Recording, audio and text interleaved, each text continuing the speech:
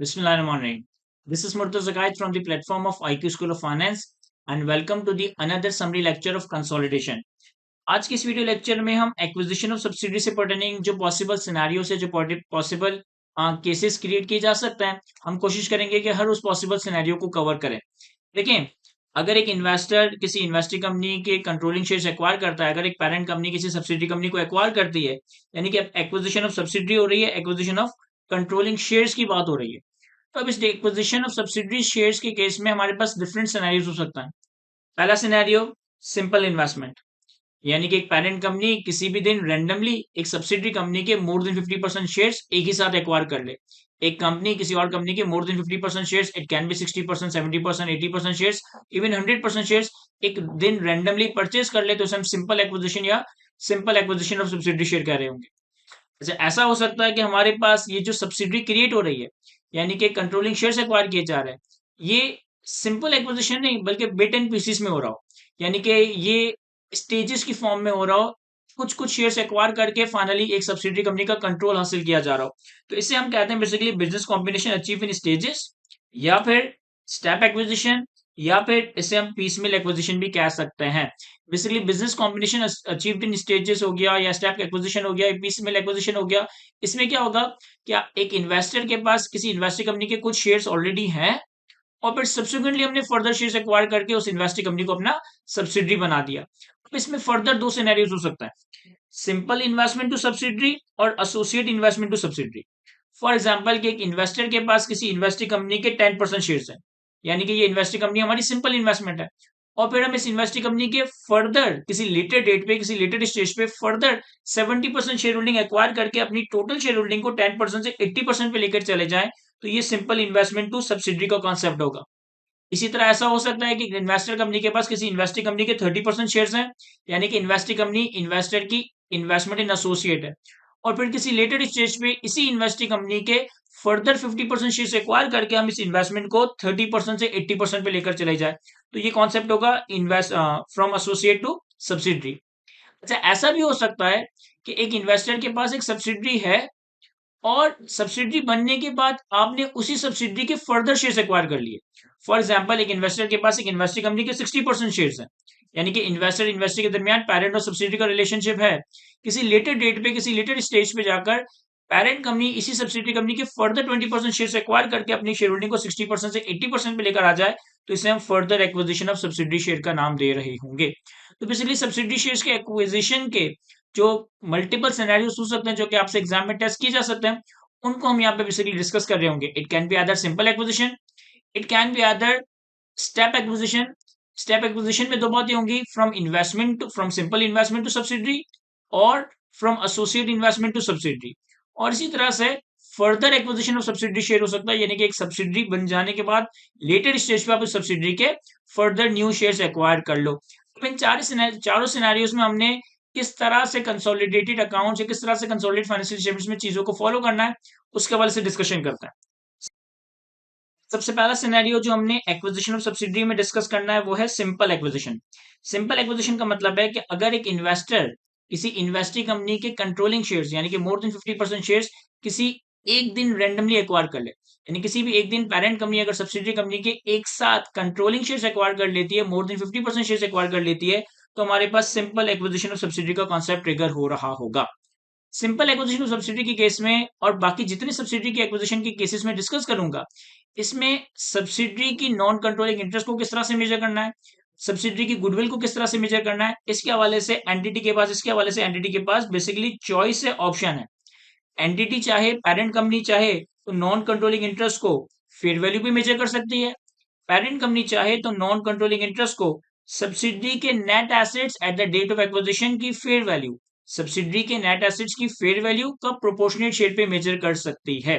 तो basically parent company के पास subsidy को कंसोलिडेट करते वक्त या कंसोलिडेशन फाइनेंशियल स्टेटमेंट्स बनाते वक्त नॉन कंट्रोलिंग इंटरेस्ट को किस तरह से मेजर करना है, either at fair value at the acquisition date, और either at proportionate share of the fair value of the subsidies identifiable net assets.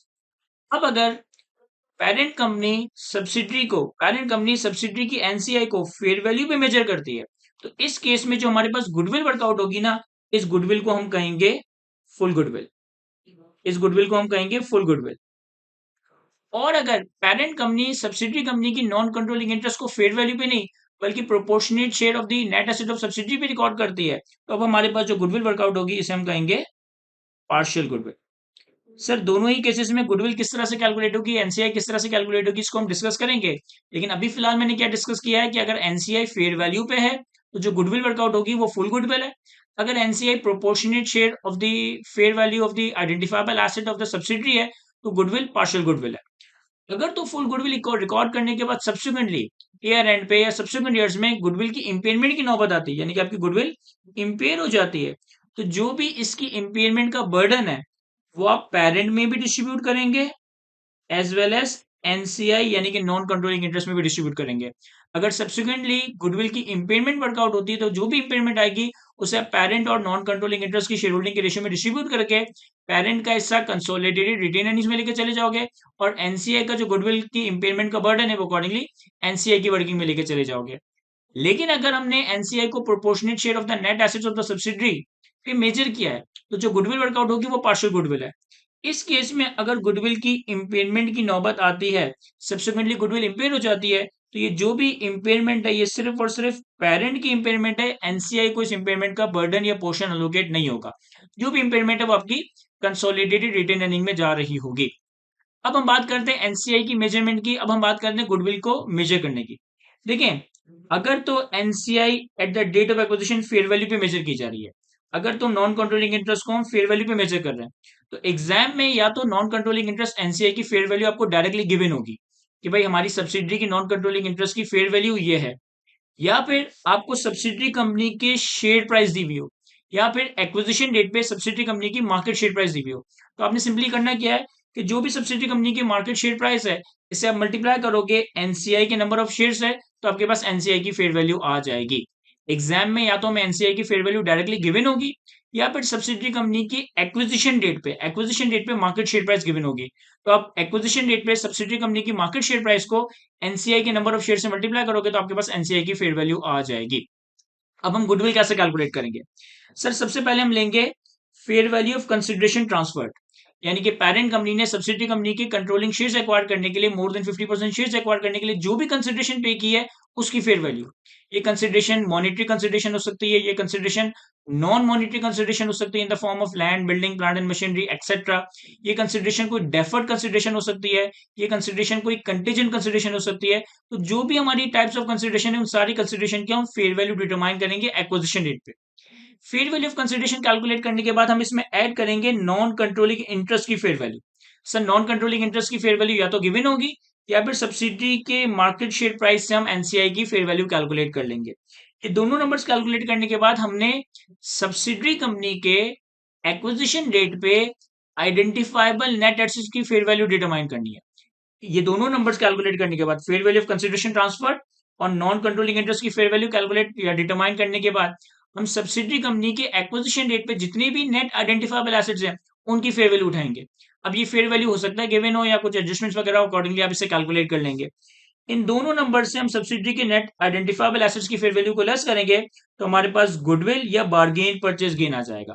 अगर इन तीनों को एड लेस करने के बाद पॉजिटिव नंबर बनता है तो ये बेसिकली आपकी गुडविल है, और अगर नेगेटिव नंबर बनता है तो ये बेसिकली बार्गेन परचेज गेन कहलाया जाएगा। एक बात याद रखिएगा, अगर फुल गुडविल मेथड है और फुल गुडविल मेथड में आपने गुडविल की कैलकुलेशन की और आपके पास बार्गेन परचेज गेन आ गया, जो बार्गेन परचेज गेन आएगा ना, ये बार्गेन परचेज गेन सिर्फ और सिर्फ कंसोलिडेटेड रिटेन अर्निंग का पार्ट बनेगा।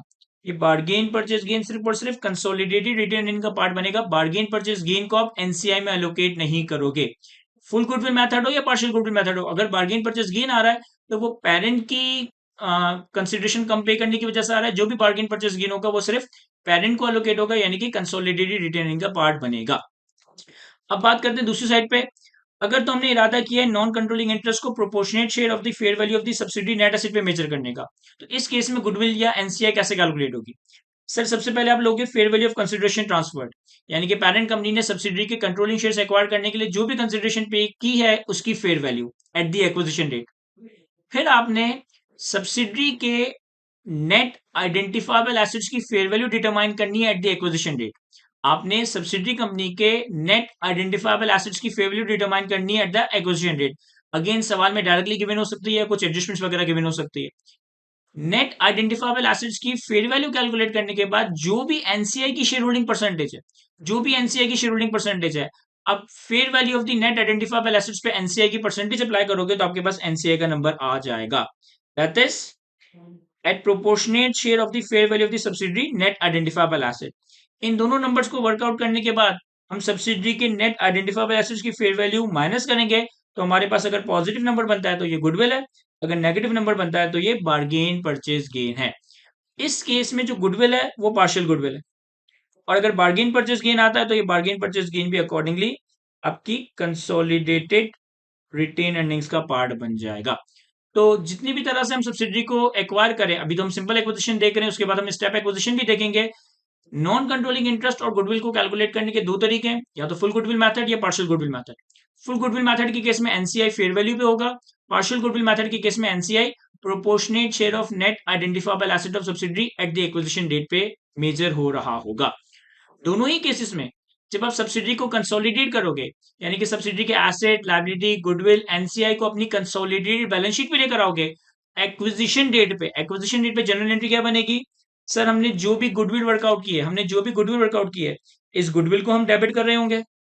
अगर बार्गेन परचेस गेन आ रहा है तो बार्गेन परचेस गेन क्रेडिट हो जाएगा, फिर गुडविल डेबिट नहीं होगा। सब्सिडरी के नेट एसेट्स कैपिटलाइज होंगे। बेसिकली नेट एसेट्स का मतलब है कि सब्सिडरी के सारे एसेट्स को मैं फेयर वैल्यू पे डेबिट कर रहा हूँ, सब्सिडरी की सारी लाइबिलिटीज को मैं फेयर वैल्यू पे क्रेडिट कर रहा हूँ। सब्सिडरी को एक्वायर करने के लिए, सब्सिडरी के कंट्रोलिंग शेयर्स एक्वायर करने के लिए जो भी आपने कंसिडरेशन पे की, ये कंसिडरेशन क्रेडिट हो जाएगी। और जो भी आपने नॉन कंट्रोलिंग इंटरेस्ट का नंबर वर्कआउट किया है, या तो फुल गुड, या तो फेयर वैल्यू पे, या proportionate share of net assets पे, हम नॉन कंट्रोलिंग इंटरेस्ट को क्रेडिट कर रहे होंगे। तो goodwill debit, net assets of subsidiary debit, consideration paid credit, और एनसीआई क्रेडिट। और अगर गुडविल की जगह बार्गेन परचेज गेन है तो बार्गेन परचेज गेन अकॉर्डिंगली आपका क्रेडिट हो जाएगा, तो आपकी ये जनरल एंट्री रिकंसाइल हो जाएगी। तो ये तो बेसिकली पहला केस था सिंपल एक्विजिशन ऑफ सब्सिडरी का। अब हम सेकंड केस की तरफ चलते हैं, दैट इज स्टेप एक्विजिशन और पीसमिल एक्विजिशन। और कॉन्सेप्ट हम कवर करेंगे कि अगर हम सिंपल इन्वेस्टमेंट से सब्सिडी बनाने जा रहे हैं, यानी फॉर एग्जांपल मेरे पास 10% शेयर होल्डिंग ऑलरेडी एक कंपनी की है, लेटेड स्टेज पे आगे जाकर 1 साल बाद, 2 साल बाद, 5 साल बाद, 10 साल बाद मैं फर्दर 70% शेयर होल्डिंग एक्वायर करके अपनी शेयर होल्डिंग को 80% पे ले जाऊं, यानी कि इन्वेस्टिंग कंपनी को सब्सिडरी कंपनी बना दूं, तो इस केस में हम किस तरह से चीजों को वर्कआउट कर रहे होंगे। बेसिकली इस तरह के सिनेरियो में, इस तरह की स्टेप एक्विजिशन में सब्सटेंस ये कहता है कि अगर आप एक सिंपल इन्वेस्टमेंट को सब्सिडरी बना रहे हो, एक्चुअली आपने इन्वेस्टमेंट बेच दी, आपके पास जो भी 5-10% इन्वेस्टमेंट थी उसको आपने डिस्पोज ऑफ कर दिया, और फिर आपने सब्सिडी को एक्वायर कर लिया। अब इस केस में हमें करना ही होगा कि हमारी जो भी इन्वेस्टमेंट ऑलरेडी है ना, फॉर एग्जांपल हमारे एग्जांपल में 10%, इसको हम फेयर वैल्यू पे लेकर आएंगे। The investment previously held is remeasure to the fair value at the date of control. जिस दिन आपने इसकी कंट्रोलिंग शेयर्स एक्वायर किए, जो भी आपके पास 10, 5, 15% इन्वेस्टमेंट रखी हुई है, इससे आप फेयर वैल्यू पे लेकर आओगे। जब फेयर वैल्यू पे लेकर आओगे तो ऑब्वियसली गेन और लॉस राइज होगा। अब इस गेन और लॉस का क्या करना है, ये डिपेंड करता है कि आपने इस इन्वेस्टमेंट को आईएफआरएस 9 के तहत फेयर वैल्यू थ्रू पीएनएल में रखा हुआ था या फेयर वैल्यू थ्रू ओसीआई में रखा हुआ था। अगर तो आपने इस इन्वेस्टमेंट को फेयर वैल्यू थ्रू पीएनएल में रखा हुआ था, और अब आप डेट ऑफ एक्विजिशन पे, डेट ऑफ कंट्रोल पे इस इन्वेस्टमेंट को फेयर वैल्यू पे लेकर आते हो, तो जो फेयर वैल्यू का गेन है वो पीएनएल में चला जाएगा। और अगर आपने इस इन्वेस्टमेंट को, सिंपल इन्वेस्टमेंट को फेयर वैल्यू थ्रू ओसीआई में रखा था, तो डेट ऑफ एक्विजिशन पे जब आप इसे फेयर वैल्यू पे लेकर आओगे तो जो भी फेयर वैल्यू का गेन और लॉस होगा वो आपका ओसीआई अदर कॉम्प्रिहेंसिव इनकम में रिकॉर्ड हो जाएगा। The investment previously held is remeasure to the fair value at the date of control and the gain और loss is recognised. The fair value gain or loss is recognized in P&L or other comprehensive income as per the classification of investment under IFRS 9। हमने simple investment को IFRS 9 के तहत या तो fair value through P&L में रखा होगा या फेयर वैल्यू थ्रू OCI में रखा होगा। अकॉर्डिंगली हम फेयर वैल्यू गेन और लॉस को भी P&L या OCI में लेकर चले जाएंगे। अब कंसोलिडेशन करते वक्त, कंसोलिडेट बैलेंस शीट या P&L बनाते वक्त हमारे पास क्या क्या चीजें कैसे रिकॉर्ड होगी उसके बारे में हम डिस्कस करते हैं। सबसे पहले हम बात करते हैं consolidated statement of profit and loss and other comprehensive income की, यानी कि हम इनकम स्टेटमेंट की बात कर रहे हैं। हमने क्या करना है, remeasure the investment to the fair value at the date of parent achieves the control, यानी कि जो हमने अभी ऊपर डिस्कस किया। और जनरल एंट्री क्या होगी, इन्वेस्टमेंट डेबिट हो रही होगी, फेयर वैल्यू का गेन क्रेडिट हो रहा होगा, लॉस होगा तो लॉस डेबिट, इन्वेस्टमेंट क्रेडिट हो जाएगा। इन्वेस्टमेंट को आप फेयर वैल्यू पे लेकर आओगे, अगर गेन आ रहा है तो investment debit, fair value gain credit. अगर लॉस आ रहा है तो fair value loss debit, investment credit. Fair value का गेन या लॉस जो भी आएगा वो या तो पीएनएल में रिकॉर्ड होगा या ओसीआई में रिकॉर्ड हो रहा होगा। इसके बाद अब आपकी कंसोलिडेशन स्टार्ट हो गई। तो डेट ऑफ कंट्रोल के बाद सब्सिडी का जो भी प्रॉफिट एंड लॉस है, सब्सिडी की जो भी इनकम स्टेटमेंट है, आप इनकम स्टेटमेंट के सारे नंबर्स को, यानी कि sales, cost of sales, admin expense, selling expense, other income, other expense, सारे नंबर्स को हम प्रोपोर्शनेटली अगर हमने ड्यूरिंग द ईयर इसको एक्वायर किया तो हम इसे proportionately from the date of acquisition to year end consolidate कर रहे होंगे। Consolidate the result as a subsidy from the date parent achieves the control. अगर हम बात करें कंसोलिडेटेड फाइनेंशियल स्टेटमेंट्स की, अगर हम बात करें कंसोलिडेटेड बैलेंस शीट की, तो इस केस में हमने क्या करना है, calculate goodwill at the date parent achieves control as follow. हमें गुडविल कैलकुलेट करनी पड़ेगी। गुडविल कैसे कैलकुलेट होगी, यहाँ पे जो भी आपके पास प्रीवियसली इन्वेस्टमेंट है, जो भी आपके पास प्रीवियसली सिंपल इन्वेस्टमेंट है, आप इस प्रीवियसली सिंपल इन्वेस्टमेंट की फेयर वैल्यू लेंगे, fair value of previously held investment. इसमें आप ऐड करेंगे fair value of consideration transferred, यानी कि अगर मेरे पास 10% शेयर्स हैं तो 10% शेयर्स की फेयर वैल्यू, मैंने 70% फर्दर शेयर्स एक्वायर किए तो 70% फर्दर शेयर्स एक्वायर करने के लिए जो भी कंसिडरेशन पे की उसकी फेयर वैल्यू। इन दोनों नंबर से हम एनसीआई को माइनस करेंगे। जो एनसीआई यहाँ पे माइनस हो रहा है, ये डिपेंड करता है कि NCI proportionate share of net assets पे है या फेयर वैल्यू पे। जो भी एनसीआई अकॉर्डिंगली, जो भी आपकी पॉलिसी है, जो भी आपने चॉइस की हुई कि एनसीआई को हमने कैसे मेजर करना है, एनसीआई का नंबर ऐड करेंगे और एनसीआई का नंबर ऐड करने के बाद हम fair value of identifiable net assets को माइनस करेंगे at the date of acquisition, at the date of control. तो हमारे पास गुडविल या बार्गेन परचेज गेन अराइज हो जाएगा। जो भी हमारे पास सिंपल इन्वेस्टमेंट रखी हुई है उसकी फेयर वैल्यू, हमने कंट्रोलिंग शेयर्स एक्वायर करने के लिए जो कंसिडरेशन पे की उसकी फेयर वैल्यू, एनसीआई या तो फेयर वैल्यू या proportionate share of net assets. इससे हम माइनस करेंगे net identifiable assets of the subsidy at the date of control, at the date of acquisition. हमारे पास गुडविल या बार्गेन परचेज गेन आ जाएगा। गुडविल या बार्गेन परचेज गेन का क्या करना है, वो सारी चीजें अब यहीं से फॉलो हो रही होगी। मैंने जनरल एंट्री भी बना दी इसके हवाले से। जनरल एंट्री क्या होगी डेट ऑफ एक्विजिशन पे, सर गुडविल को डेबिट किया जाएगा, अगर बार्गेन परचेज गेन है तो बार्गेन परचेज गेन क्रेडिट हो जाएगा। सब्सिडी के सारे नेट एसेट्स को डेबिट किया जाएगा, ये नेट एसेट्स ऑफ सब्सिडी है। जो हमारी सिंपल इन्वेस्टमेंट थी, जो हमारी इन्वेस्टमेंट ऑलरेडी हेल्ड थी, इसको हम डीरिकॉग्नाइज कर देंगे, इसको हम डीरिकॉग्नाइज कर देंगे, क्रेडिट कर देंगे। हमने जैसे पढ़ा ना कि substance investment has been sold, उस इन्वेस्टमेंट को हम क्रेडिट कर देंगे, डीरिकॉग्नाइज कर देंगे। जो हमने कंसिडरेशन पे की हमारे एग्जांपल में 70% फर्दर शेयर्स एक्वायर करने के लिए, उसको हम क्रेडिट कर रहे होंगे। और जो भी एनसीआई हमने कैलकुलेट किया होगा, ये एनसीआई क्रेडिट हो जाएगा या तो फेयर वैल्यू पे या proportionate share of net assets पे। तो अगर हम सिंपल इन्वेस्टमेंट से सब्सिडी की तरफ जा रहे हैं तो इन्वेस्टमेंट को रीमेजर करके फेयर वैल्यू पे लाएंगे, फिर इन्वेस्टमेंट को डीरिकॉग्नाइज करके हम सब्सिडी को कंसोलिडेट कर देंगे। ये हमारा सेकंड सिनेरियो था। इसके बाद हमारा जो थर्ड सिनेरियो है वो भी स्टेप एक्विजिशन, पीसमिल एक्विजिशन का है, लेकिन थर्ड सिनेरियो में हम एसोसिएट से सब्सिडी बनाने जा रहे हैं। यानी कि एक कंपनी के आपके पास इतने शेयर्स हैं कि आप उसको सिग्निफिकेंटली इन्फ्लुएंस कर सकते हो, फॉर एग्जांपल 30%। फिर लेटेड स्टेज पर आगे जाकर आप इसके फर्दर 50% शेयर्स एक्वायर करके अपनी शेयर होल्डिंग 80% पे ले आते हो।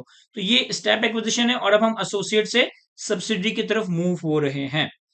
इस केस में हमने क्या करना है, इस केस में भी अगर हम सब्सटेंस की बात करें तो एज पर द सब्सटेंस हमने इन्वेस्टमेंट इन एसोसिएट को बेच दिया, एसोसिएट को डिस्पोज ऑफ कर दिया, सोल्ड कर दिया, और हमने एक सब्सिडी को एक्वायर कर लिया। अब हम करेंगे क्या कि जिस दिन हमारे पास सब्सिडी कंपनी का कंट्रोल आ रहा है, जिस दिन हमारे पास सब्सिडी कंपनी का कंट्रोलिंग शेयर आ रहा है, यानी कि डेट ऑफ एक्विजिशन है, उस दिन तक हम अपनी एसोसिएट के ऊपर इक्विटी अकाउंटिंग अप्लाई करेंगे। उस दिन तक हम अपनी एसोसिएट के ऊपर इक्विटी अकाउंटिंग अप्लाई करेंगे। इक्विटी अकाउंटिंग क्या होता है ये हम किसी सेपरेट समरी लेक्चर में डिस्कस करेंगे। इक्विटी अकाउंटिंग अप्लाई करते वक्त उसको कैरिंग वैल्यू पे लेकर आएंगे, जो भी उसकी कैरिंग वैल्यू बनेगी as per IAS 28 equity accounting. फिर इस इन्वेस्टमेंट को फेयर वैल्यू पे लेकर आएंगे, फिर इस 30% इन्वेस्टमेंट को फेयर वैल्यू पे लेकर आएंगे। जो भी फेयर वैल्यू का गेन होगा वो पीएनएल में रिकॉर्ड हो जाएगा और फिर अकॉर्डिंगली वही काम होगा मोरलेस जो हमने यहाँ डिस्कस किया था। देखिए किस तरीके से, in substance associate has been sold and subsidy has been purchased. The investment previously held is remeasured to the fair value at the date of control and the gain or loss is recognized in profit and loss. चूंकि ये investment पहले मेरे पास 30% है, यानी कि investment in associate है, तो इस पे मैं इक्विटी अकाउंटिंग अप्लाई करूंगा। इससे फेयर वैल्यू पे लेकर आऊंगा, जो भी फेयर वैल्यू का गेन और लॉस है वो पीएनएल में जा रहा होगा, और फिर हम सब्सिडी की कंसोलिडेशन स्टार्ट कर रहे होंगे। लेकिन क्या कहता है consolidated statement of profit and loss other comprehensive income, income statement में क्या इंपैक्ट आएगा? Equity accounting as an associate to the date the parent achieves control. जैसे कि मैंने बात की कि जब पेरेंट ने सब्सिडी एक्वायर कर ली, उस दिन तक हम 30% इन्वेस्टमेंट पे या इन्वेस्टमेंट इन एसोसिएट पे इक्विटी अकाउंटिंग अप्लाई करेंगे। उसके बाद remeasure the investment to fair value at the date parent achieves control, general entry would be as follow. Investment debit, fair value gain है तो क्रेडिट हो जाएगा, और अगर फेयर वैल्यू लॉस है तो डेबिट हो जाएगा। और जो भी ये गेन और लॉस आएगा ये आपका पीएनएल में रिकॉग्नाइज हो रहा होगा। पहले हम अपनी इन्वेस्टमेंट इन एसोसिएट पे इक्विटी अकाउंटिंग अप्लाई करेंगे to the date of control, to the date of acquisition. फिर इस इन्वेस्टमेंट को फेयर वैल्यू पे लेकर आएंगे, जो भी फेयर वैल्यू का गेन और लॉस होगा वो पीएनएल में आ जाएगा। उसके बाद हम अब इस सब्सिडी के रिजल्ट को एज अ सब्सिडी कंसोलिडेट करेंगे, यानी कि सब्सिडी के पीएनएल में जितनी चीजें आ रही हैं, sales, cost of sales, admin expense, selling expense, इनको हम प्रोपोर्शनेटली कंसोलिडेट करेंगे from the date of control, from the date of acquisition to the year end. Balance sheet पे क्या होगा? सर बैलेंस शीट पे हमने गुडविल कैलकुलेट करनी है और सारी चीजों को रिकॉग्नाइज करना है। गुडविल कैसे कैलकुलेट होगी?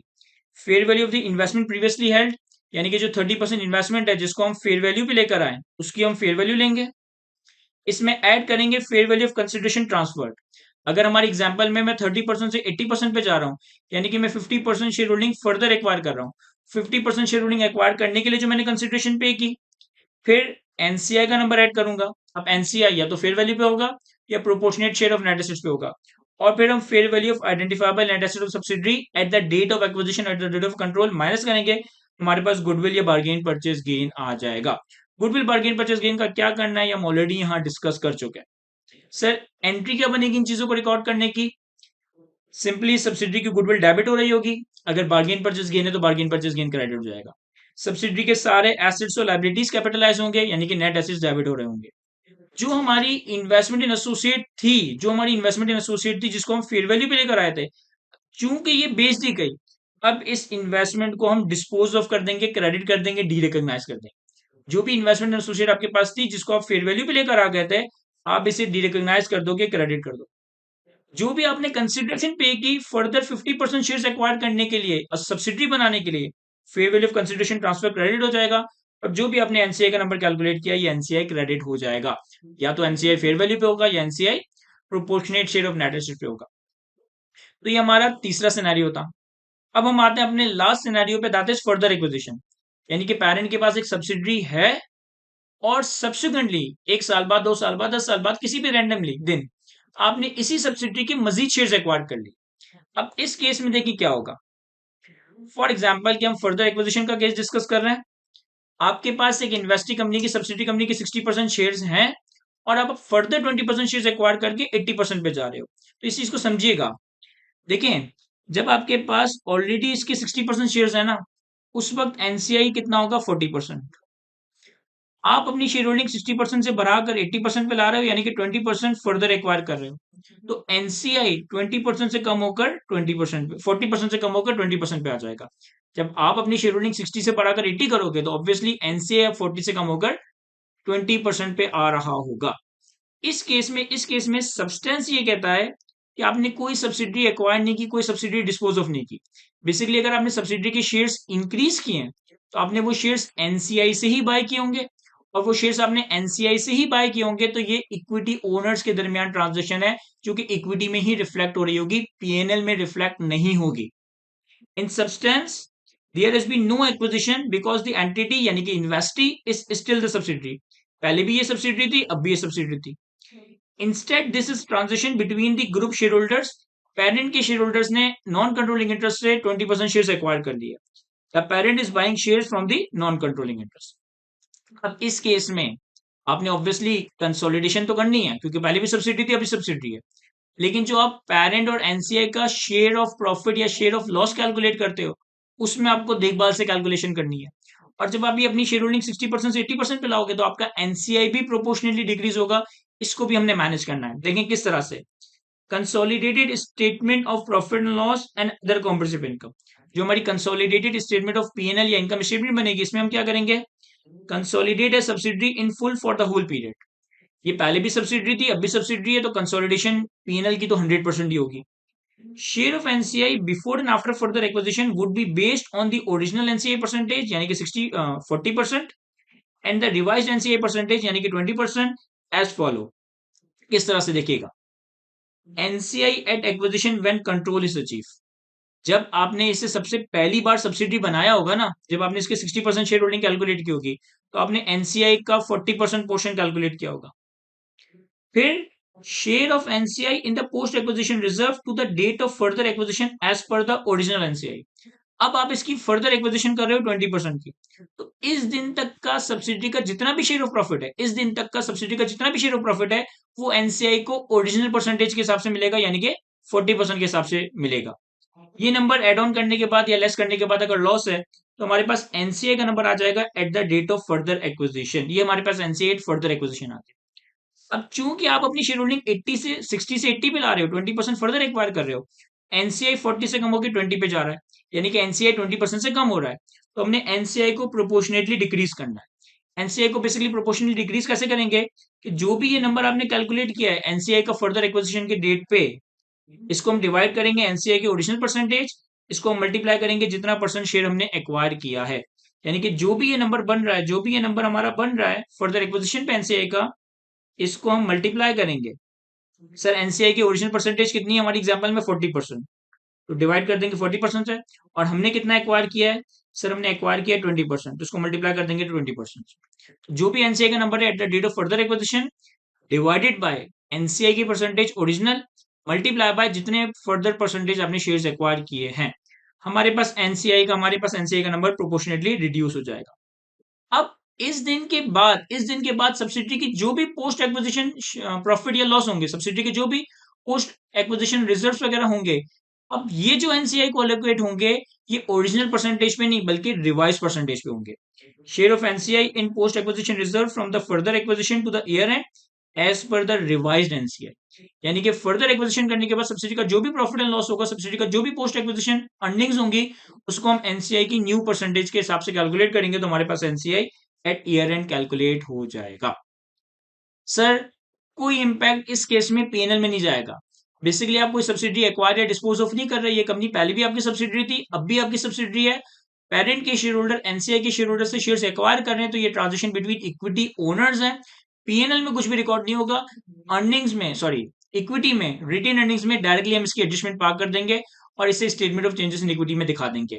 जनरल एंट्री क्या बनेगी, सर जनरल एंट्री ये बनेगी कि हम एनसीआई को कम कर रहे हैं, एनसीआई को प्रोपोर्शनली डिक्रीज कर रहे हैं, तो बेसिकली यहाँ पे माइनस का साइन आना चाहिए। एनसीआई को हम प्रोपोर्शनली डिक्रीज कर रहे हैं, एनसीआई हमारा डेबिट हो रहा होगा।